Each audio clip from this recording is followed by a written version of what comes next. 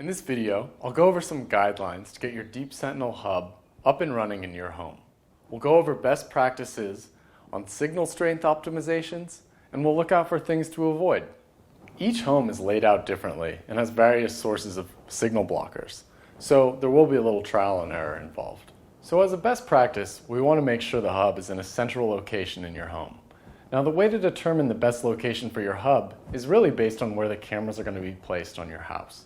You need to assess your priorities as far as where you're going to place your cameras, and ultimately find a place in your home that can sit between all three cameras on your house.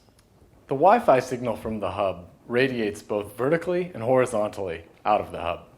So you'll want to raise the hub in your home because the cameras themselves are off the ground. You'd like to have the hub at roughly the same level as the cameras.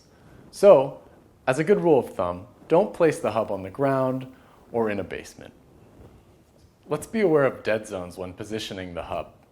Dead zones are typically found at major intersections of walls in your home and also underneath staircases. Any physical barrier between the hub and the cameras will degrade the Wi-Fi signal. However, metal objects will degrade the Wi-Fi signal significantly. Avoid placing the hub on a filing cabinet, metal shelving, behind or on top of a large TV or a similar appliance. We'll want to keep the hub away from other sources of interference. This means modems, Wi-Fi or Bluetooth speakers, and other signal transmitting devices should be at least 3 feet away from the hub. Furthermore, we want to make sure the hub is not too close to any brick, concrete, or stone, glass, including mirrors, ceramic, such as tiled surfaces in a kitchen or bathroom, or large bodies of water, like a fish tank, water heater, or waterbed.